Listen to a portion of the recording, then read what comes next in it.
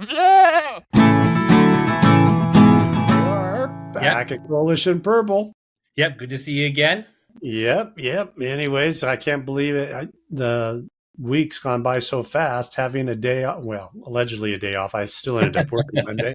Um, it's just like, it's amazing that one little change, and it kind of like, at least for me, messes up my whole mind. It's like, ay.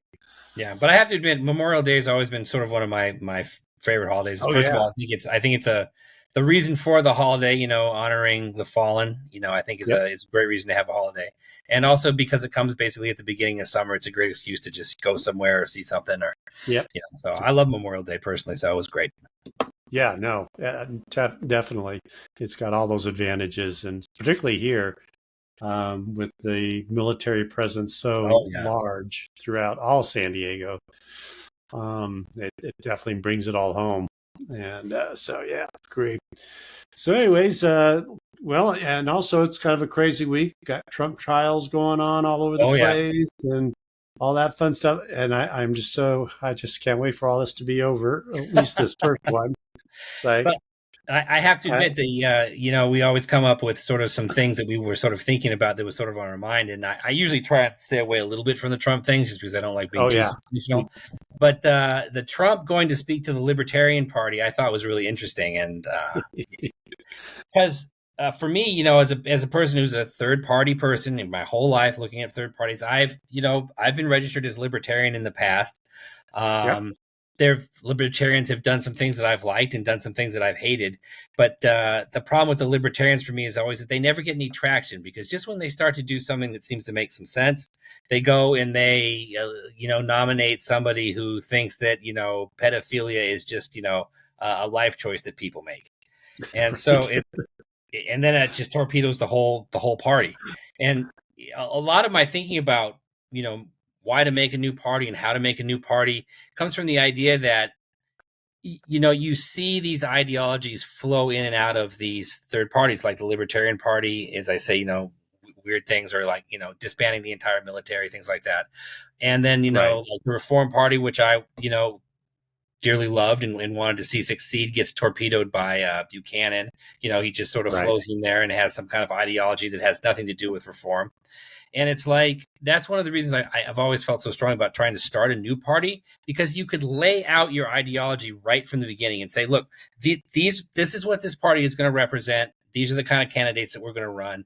And, all these weird outlier issues, those don't have anything to do with us. So we're taking a fresh start. So I thought it was really interesting that Trump went and spoke to the libertarians, and also, who they ended up nominating, was kind of interesting too. So I don't know how much you're interested in the libertarians, but that's kind of one of the things that I thought was sort of interesting in the news. Yeah, I did. Biden also spoke there, didn't he? Did he No, I speak don't there? think so. No, no, just Trump. Well, hey, yeah, give him credit for because he met a pretty tough crowd from what I saw. Yeah, And I mean, but the libertarians are libertarians because they think that the Republicans are corrupt and haven't represented anything, and I agree with them on that 100%, which is one of the reasons I'm not a Republican. And right. but I mean, again, it's just sort of interesting because he went in there and he pushed to be their nominee, which I thought was I didn't really expect that. I kind of thought maybe to give a speech, but Me too. he actually put himself out there to say, look, just you want to win, make me the nomination for the Libertarian Party. And I actually found that kind of interesting. I mean,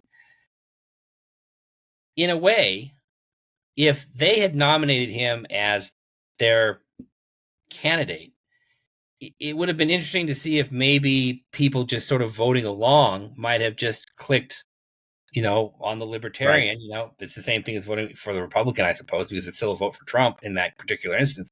Right.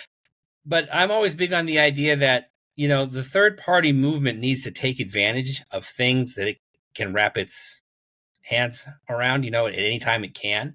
And I'm not sure that would have been a very good idea, because again, it's another thing where it's like, okay, well, here's this person who doesn't agree with us ideology, and now we're running with him. So maybe that's bad for the party. But on the other hand, maybe if you could get a lot of votes out of it and get some publicity and get people paying more attention to what your actual message is, maybe it could have been a good thing. So as I say, it's one of those things that I find interesting. But I mean, I'm sure nothing much will come of it, but it still is interesting. No.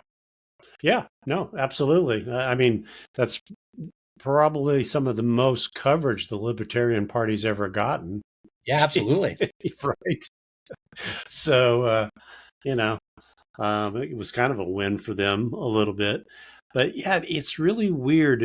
And I guess it's just because of the track record of third parties in general, let alone Yeah, libertarians, why some third party at some point hasn't been able to attract kind of a sane, rational individual that had some name recognition, like we've talked about in the past. yeah, Um, because it just seems like there's such a pent up demand for it. yeah, Uh, but it just, I don't know. It's just, I guess maybe anybody in that kind of position or that role. I mean, RFK Jr. is the closest thing probably to it Mhm. at this point. Um, but he's got his baggage with him too. Oh yeah, And, yeah, so I, I guess it's just maybe they're just fearful that, there's no chance. And so why am I going to spend my time and money? yeah, But all the more reason to focus on local yeah. and forget about these high profile elections for president or whatever. Yeah. Yeah, I know. It's as I say, it's like you can't if you're interested in third parties and party politics, you can't go into it with blinders on. You have to understand that, you're going to face an uphill climb, and the only real question becomes, how do you go about, assaulting the mountain, so to speak? I mean, do you want to start, trying to get something that is big and splashy and gets a lot of attention, or do you want to start with something that's more local and maybe starts a groundswell in a particular area? And as I say, it's difficult to conceive of how you'd go about doing it because of the forces that are arrayed against you. Obviously, it is not in the best interest of the other two parties to have a real Right. viable, third option. I mean, like a third option that was getting, say, 20% of the vote would be just Monumental. it would be a tsunami politically. I mean, it Yeah. would change the entire way that the country, all the politics in the country take place. I mean, it would be absolutely enormous, which is again one of the reasons that even though it's kind of a long shot, the what do they say, call it risk reward. I mean, the risks are Right. that you'll never get anything going, but the reward is that you change absolutely everything. So, Yeah. it just depends on kind of how you come down on it, and how you want to do things. But I just think it's so important to try to do something that's new or different or sort of change things, which is again why I'm sort of down on the libertarians, because they really have been around forever and they have not Yeah. managed to make the change. So I feel like, okay, well, Right. they've had their shot, and for whatever flawed reasons or for whatever the reasons that our people think about them the way that they do, they're just not going to get the traction that they need. Even though I do think that the guy they nominated for president is, pretty much all right. I went and I looked at his policy page today, and he's pretty much what you'd expect from the libertarians: small Seemed pretty government, normal. yeah, reform stuff. Nothing, Yeah. nothing crazy, really. Yeah. Yeah. No, I haven't done that yet. I definitely will check them out. Because I haven't done that yet. But the one place where I have a little bit of hope, maybe, is if the younger generation, because right now, when you look at anybody talking about younger voters, and I mean kind of anybody under 30, which Yeah, is in my mind 30, 35, um, they are so frustrated by the choices. um, that maybe that's what it, and plus they hold, that generation just doesn't hold the same kind of loyalty and allegiance towards anything. I mean, the fact that so many younger people who tend to be leaning towards Democrats are outright saying, I'm not so sure, yeah, and they're not convinced. Many of them are not convinced that Biden's the right choice for them, yeah, and it's like, wow, you know. Uh, and so, hopefully there'll be some momentum there, and bring on what you would hope the libertarians would have been, yeah, and really get things rolling, because yeah. they have nothing to lose. It's just like, go for it. create something. Yeah, yeah. It's kind of it's interesting that also that you brought up the fact that the young vote is a little bit more undecided than it has been in the past. And I wonder this because I always wonder how much do people think about government policy or what the government is doing or how it affects them. I mean, everybody thinks about it at least some, but to think about it really deeply is sort of a different thing. But I think that Right. we've had a lot of policies in this country, social policies for a really long time. Medicare, Social Security, Obamacare is now on the books. There's all sorts of things that you can list that are huge uh, policies that at the time they were proposed sound like great ideas, and just on paper you'd be like, that's great, Social Security, everybody gets a retirement. Yeah. But now, as time has gone on, there's a little bit more of looking back and saying, okay, now we've seen, the effect of all of these policies and in all their details. And, I think there are good arguments to be made that, many of these policies are good. And I also think there's some arguments to be made that some of the policies aren't so good or they haven't really worked out as well. But I think, young, ideological, people who are just getting started have a much larger reservoir of information about these things than any Oh, generation yeah, before them. And I think maybe now absolutely. people are starting to reflect on that and say, look, I mean, these policies do sound good. And when, somebody comes out, some politician comes out and says, I'm going to do this for you, I'm going to do that for you, you're going to get this, and you're going to do that. It's like, okay, that sounds great. And then you look at it and you're like, well, none of that actually really happened the way that they said it was going to happen. And Right. so now you actually have a record of that. And so I think maybe young people are sort of less convinced by the political posturing just because they have so much experience that the political posturing doesn't really amount to the same thing as political policy. Yeah. No, exactly. And where a couple things on that. One is the one area like I hear a lot of question marks is the whole DEI stuff, the Mhm.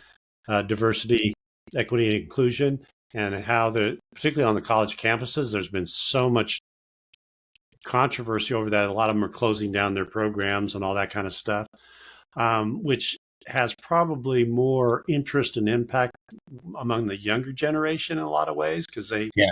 feel there needs to be work, some more work still done in that area.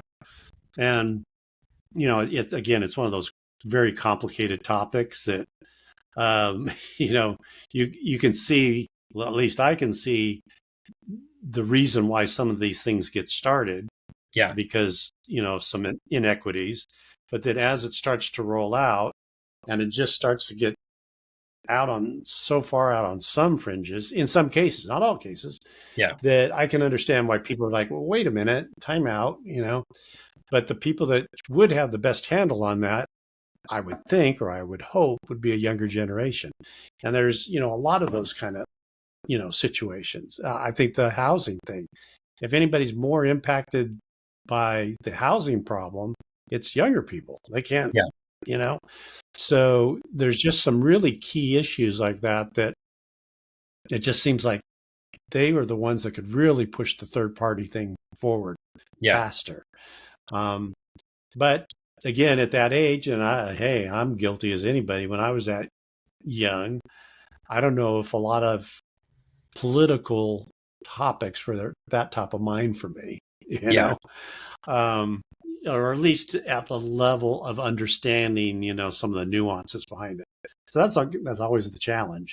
Yeah. But you know, they've got that, and then the third topic that it comes to mind with me on younger folks is the whole AI question, because Mm. again, nobody can predict the future, but it seems like fairly consistently people are predicting that it is going to wipe out a lot of traditional jobs, not Yeah. not trades and things like that where you literally have to be on site, but a lot of probably more knowledge worker kind of jobs faster than a lot of people thought.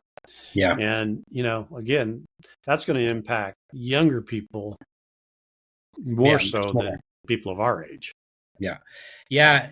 So they've got some key things that, man, they could really drive this home right now. And I think they would get a lot of attention and a lot of support for some of Yeah. the things they want to do.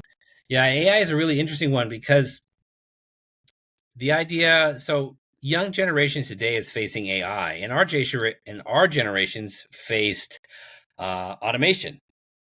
And so the argument with automation Right. is that yes, the robots that build cars, for instance, will replace a lot of people building cars, but it'll create jobs building robots.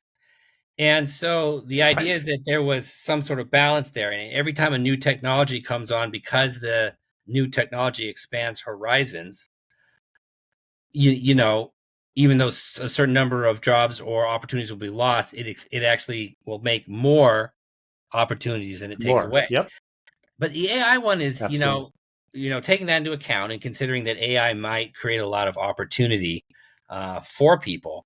But the AI one, it's really interesting because, I mean, if AI turns out to be better at doing things than people, and it learns faster than people do, then isn't it just going to create more opportunities for AI rather than creating opportunities for people?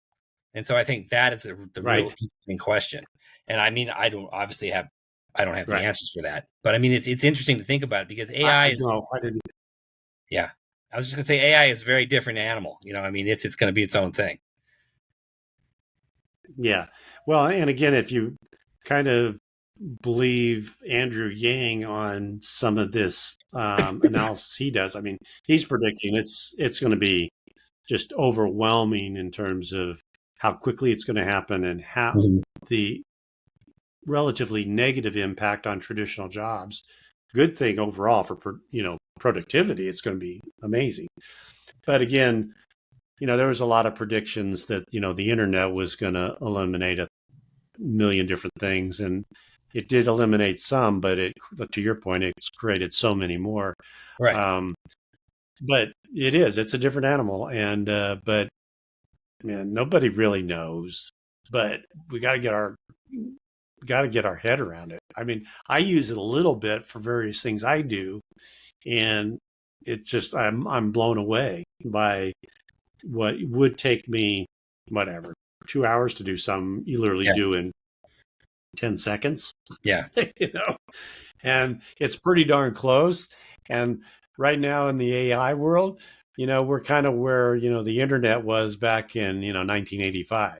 Right? So I Yeah. mean, we have Yeah. no idea. No idea. Yeah. What we need is an AI to So tell us it's what good. the AI will be doing in 10 years. Exactly. That is exactly what we need. And I'm sure somebody's working on training that model to Yeah, do I'm that. sure. But it's like, I mean, now it's almost gotten to the level of absurdity. It's like every time I get anywhere online somewhere, it's like this little pop up. Try our new AI, this, that, or the other thing. Yeah. Most of them are pretty lame at this point, but it's like I've never seen anything sort of just like pop up to the extreme that is really starting to roll, Yeah. and it is still very young. And so I don't know. Well, Yeah. it'll be interesting time. You and I will probably make it out just fine, but Yeah. man, the younger folks, I don't know. Yep, they're going to be because that's the thing. If you're competing against an artificial intelligence, and the artificial intelligence is Yeah, actually capable of learning, and then sort of promulgating itself, AI could, yeah. like you were just saying, there are certain tasks you can use AI for to get things done, just Oh, massively amazing. faster. And so one of the things that Yeah, AI might be really good at is improving other AI. And so if you can yeah. exponentially It increase will the be. rate of evolving of the AI, well then it could just potentially overwhelm just about anything. I mean, intellectually speaking. But the Yeah, question is, what does it and take to that was get to kind that of point? Andrew Yang's point when I've heard him Yeah, talk. Yeah, that's kind of Andrew Yang's point when I've heard him talk about it. It is that kind of thing. It's going to just grow upon itself, where it'll be moving so fast, and government's slow to react to these things, anyways, as far as trying to put any kind of constraints on it. hmm And so it's going to be a fascinating world here, literally. And I mean, next year it's already starting, right? yeah, So yeah. But all the Yeah. more reason. Kind of the flip side of that is I had a conversation with somebody who's kind of involved in the Mm. trades world more, and we were talking about agriculture in general. And again, there's technologies all over that area too, but at the same time, there seems like to be a bit of I don't know what you would say, rebuffing of some of this, where people are really saying, questioning things like factory farming and stuff like that, where it's like, okay, we're done with this. We really want to start going back to where things are more local and all that kind of stuff in terms of things like food and crafts and that sort of thing. So I don't know. It'd be interesting to see how it kind of repels people too, even young people. Yeah. Well, I think a lot of it comes down to economics. And, it's interesting, Yeah. just over the years talking about economics to people about on various levels of things. And it's like, I think you either believe that economics is a real thing and like the laws of the economy are actual laws that, are outside of our control and they happen regardless of whether we want them to or not, or Oh that an yeah. economy is just some sort of imagined thing and it is whatever anyone decides to mess around with it. So there's no actual consequences to anything. And it's always the thing about this always comes up with debt. Like how much debt can a country have before it just implodes? I mean, in some sense, you could Right. say, well, it doesn't matter. You just revalue the currency every few years and it's all fine. But it doesn't really seem to work out that way. So if you're of the Mm-mm. opinion that there are actual economic laws that exist in the universe and they are more or less immutable and we will be affected by them, then a lot of things like who's going to grow something locally or, what gets mass produced and what doesn't, comes down to the economics of it. Yep. So it's like you're pushing a really big rock up a really big hill if you're trying to compete as a small time producer against corporate production. And then if you Oh, totally. throw a wrench, if you use the government to throw a wrench into that system, what are the unintended consequences that are going to come out of it? And if only we had an AI that was smart enough to predict all those outcomes, then we'd really have something going for us. Oh, absolutely. Yeah, and your point about the economics is so true because, and then the government's involvement in it, and that plays itself out probably more than any places Oh in yeah, the food world because I'm just in and around that. A lot of things that were set up supposedly to help support farmers and things like that, hmm they've ended up just being corporate welfare programs, basically. right, As far as the ones that benefit, I mean, the vast majority that receives benefits from agricultural programs are the giant companies. I mean, it's not even close. It's like yeah, 90 to 95% of that money goes to large companies. But it wasn't meant to be that way. yeah, But they, you know, as soon as you kind of start mucking with it in one area, people figure out a way or yeah, okay, well, we can just kind of twist it here a little bit and tweak this, and we'll do this little thing, and and that's why the vast majority of food production is done by a really small handful of companies, yeah, and uh, and it's really going to be hard to change that. yeah. Because I mean, if People you are really, people are happy with relatively cheap food, and we oh yeah, do for sure, yeah. even today, with all the price hikes that have gone up, it's still relatively cheap compared to most places in the world. Yeah. And the other thing is that, as soon as you start talking about making big changes like that, and, first of all, let me just say, as a person who's, libertarian leaning, since we've been talking about the libertarians and a person who favors small government, all the subsidies that the government just dishes out to everybody, regardless of whether they make any kind of sense or not, totally against that. Don't think that should be happening. But as far as like, food production is such an interesting thing to think about because, okay, let's say everybody favors the idea of small local producers, which I think would be great. I'd love to have that. I mean, Sure. I grow a lot of fruit and vegetables in my backyard. Yeah. So as I say, I'm for that. But if you're going to produce enough food to feed, say, a small town, who in that town is going to do that? And It's hard work, man. let's say that it's not just a small town. Let's say that it's South Central Los Angeles. Where Right. exactly is going to be the local farming in South Central Los Angeles? Yeah. I mean, there's like a certain practicality to it, and as I say, and that's where I think Totally. the economics come in. Part of the reason these big companies that produce food went out is because they can go out into the rural countryside with 1 billion acres and produce the food that people need, and Yep. then nobody else has to worry about it. The food is just Yep. there. They have the know-how, the equipment, the fact that they can produce things on at scale so that you can have a cheaper, per unit outcome. And it's like, who's going to compete with that? Who's going to be like, you know what, damn it, I'm just going to wipe out these big farms because I'm going to take my half acre and I'm going to, feed my town. Right. I mean, that's a hard ask. Yeah. Totally. And even people who are relatively successful in kind of growing locally. Mm-hmm. I mean, they're really dependent on things like farmers markets, right? And which are great. We go to farmers markets all the time. We Yeah, love it. same here. You can usually get better quality stuff, Mm-hmm. but it is such a teeny tiny fraction of what is required just to keep people sustained food wise Yeah.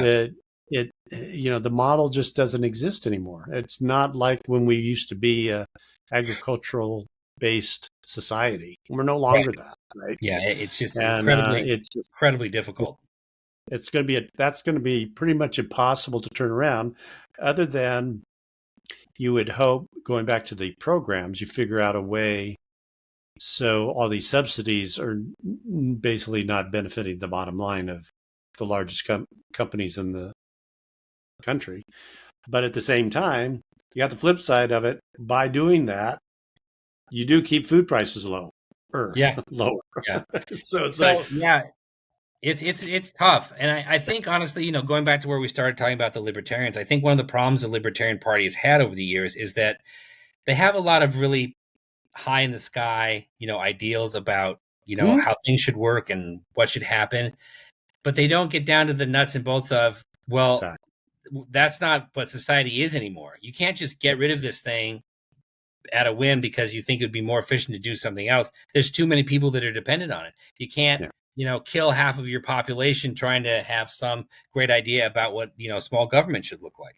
So you have to have sort of this practicality. It's like you Right. should be guided by your ideals, but you should live in the real world. And Right. sometimes I don't think the libertarians really do that. Yeah. Yeah. And I mean, when you go across the board, and again, I think this is where a third party can really play some big roles, is in those areas where there is some ability to make some changes. And one that comes to mind all the time for me is like transportation, Yeah. um, where that is, other than obviously the federal highway system and all that, is pretty much a local issue, Mm-hmm. either at the city level, county level, whatever, state level, at the highest level. Um, and that's where third parties could make some big inroads, I think, in terms of just helping bring some common sense to that. Yeah. And we live with that issue all the time here in Southern California, right? It's like you're never going to build yourself out of this problem. We can't build enough roads fast enough. Yeah. It's kind of like the housing issue, right? Yeah. To relieve traffic. And so there's got to be some other ways. But to say that, hey, you're going to ask everybody to get on a bus or a train in Southern California to relieve it, that's not practical either. I No, mean, as not gonna much as happen. I love that, we lived in the DC area for a few years, and I loved the metro. I mean, it was great. Even up Yeah. in the Bay Area, they've got fairly decent, you can get to and from certain employment areas from the suburbs a little bit. It's not too bad, the BART system and stuff. But those are high concentration population areas, and they only serve a very relatively small segment, because that's people going from point A to point B. There's enough of them that it works out. But here in Southern California, especially, it's like it's just not practical Yeah. It's very at this point. decentralized. Yeah. Well, it's Very funny that sad. we're sort of like getting towards the end of our time, but we started Right. talking about public transportation because Linda and I have been talking about a couple of things with public transportation that I think are just, they're kind of outliers, I guess. But apparently in New York City, the buses have like a plastic Lexan bulletproof type uh, structure. So the bus drivers who are driving the buses, are free from threats and harassment. Right. And they just apparently are refusing to do that in Southern California. They won't buy the buses that have those protections. And because of that, I think there's, and this is me straining my memory at this point, there's been a couple of assaults of bus drivers. Yeah. And also, there aren't a lot of people who want to drive the buses because they feel Right. like they're putting themselves in danger. So, why the hell California doesn't do what New York is doing and protect the people who, operate our public transportation, and that throws ridership down too, right? Because people Absolutely. don't feel safe about what's going on, and it's like, give me a break. Just do something smart. Right, exactly. Well, and again, that's not even, I mean, that's just common sense. It does, Yeah, I mean, it's not a whole lot of smart needed there. It's just like, eh, you know, and I mean, it doesn't solve the fundamental issue that you need to try and stop people from harassing and being violent and all that. That's yeah, a whole other discussion. Until you figure out how to resolve that, at least protect the person who's trying to get other yep. people to and And as I from. say, and that's what I'm talking about, living in the real world. I mean, I know that it's nice to Right. have all these ideas about how we're going to do public transportation, and everyone's going to use it, and it's going to be great. But if you can't keep the facilities clean, you can't keep the drivers safe. Well, I mean, it's going to just fall apart. Yeah. Well, again, I hate to keep coming back to it. My solution to all this is 10 million people need to move out of California. Hey, The roads will be, the roads will free up. The housing prices will come down. So everybody I talk to who's pissed off about California, I keep telling them, please move, please move. yeah. So, and again, all we really need is an AI that's capable of determining who should kick out, and then we've got the There whole you go. problem solved. Bingo. We just solved it. Oh, hey, that's a great way to end on that note. Perfect. We brought it full circle, Yeah. right? All right, man. We'll catch up with you next week. Sounds good. Talk to you then. Bye.